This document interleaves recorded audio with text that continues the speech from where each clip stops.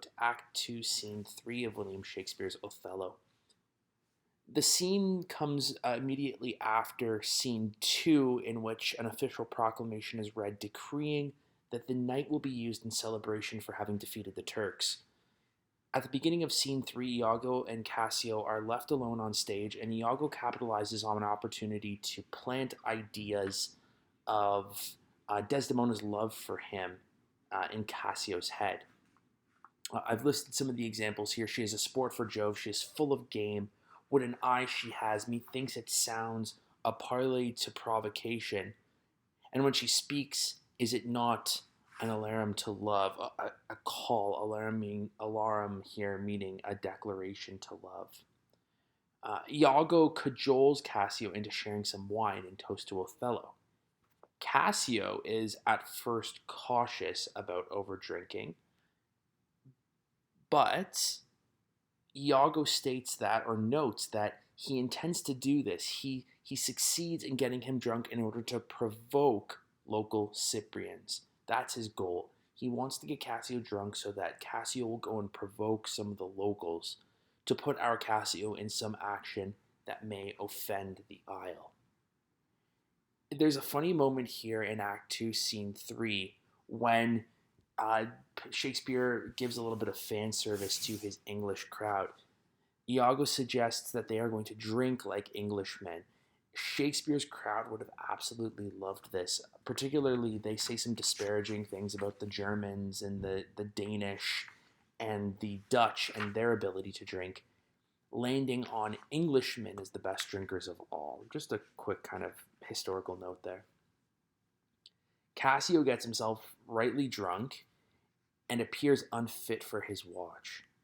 Iago makes this fact immediately known to Montano, who is the Venetian envoy to Cyprus.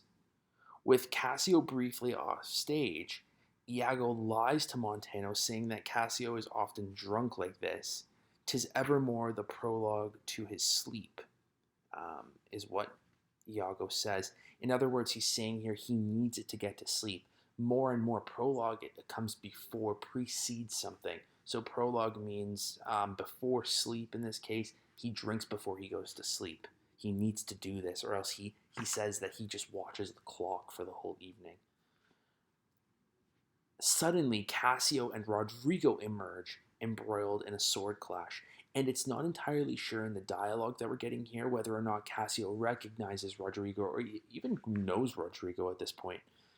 Montano gets injured in the fight, basically galvanizing his newfound belief that Othello should be made aware of Cassio's misbehavior. Entirely provoked by Iago and Roderigo. Montano, though, doesn't see this. He simply sees a drunk and belligerent Cassio. This last bit, the injury that he sustains as a result of the fight, is proof for him that Cassio should not be on this watch and should not be held to the same regard, that Othello pays him.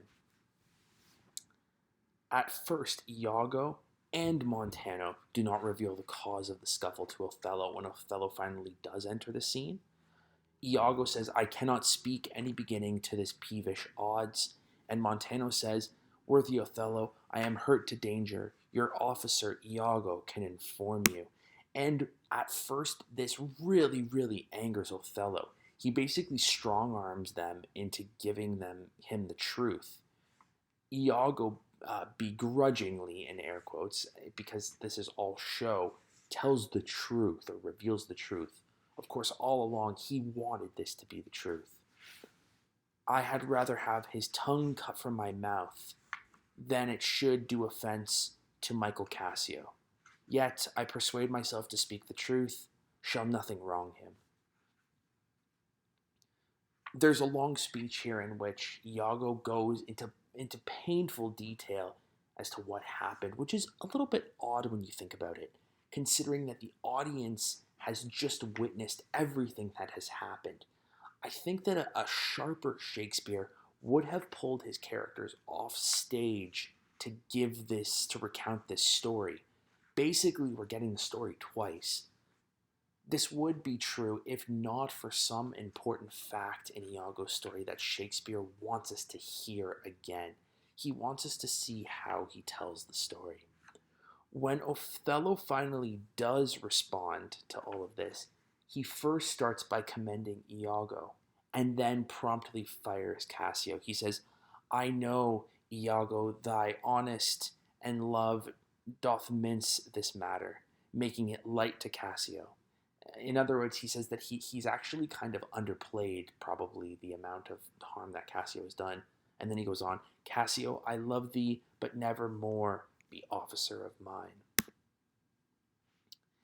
Othello, rightfully angry at this moment, leaves, leaving Cassio and Iago on stage once more, and Cassio immediately laments the pain of his demotion to Iago. And I think that this is a rather important line about reputation. He says, reputation, reputation, reputation. Oh, I have lost my reputation. I have lost the immortal part of myself, and what remains is bestial. I can think of a number of characters in this play who lack a reputation, who are bestial.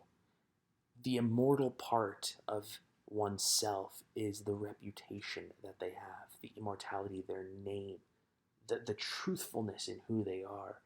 To be of repute is to have some social bearing. I can think of characters who have this, who have reputation. Cassio and Othello being some. And now Iago is giving advice on reputation. Oft got reputation is without merit, and lost without deserving. I couldn't think of a more damning statement. Think about it. Merit without merit, people have their reputation. I think he's pointing the finger in this case. Importantly, Cassio cannot recall who he was fighting with. It was clearly Roderigo. And Iago encourages Cassio not to ask Othello for his position back, although Cassio really wants it. He suggests a few times that he should go and speak to Othello, ask him immediately for his position back, but instead should confess himself freely to Desdemona. Desdemona is the way to Othello, says Iago. Cassio leaves the stage emboldened to follow through on Iago's advice, so Iago's plan is working in this case. And then Iago delivers his third soliloquy. First, he insists that there is absolutely nothing villainous about his advice to Cassio.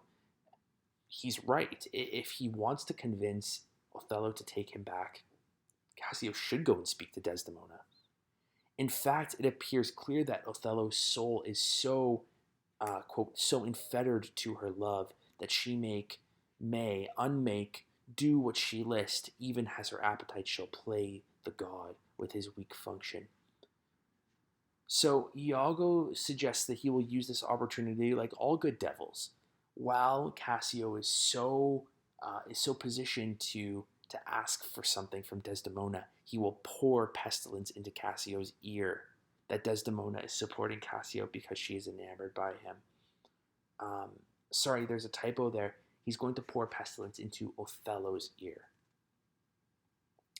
Emilia has to be part of this plan too. My wife must move, he suggests. She must support Cassio's ask for forgiveness.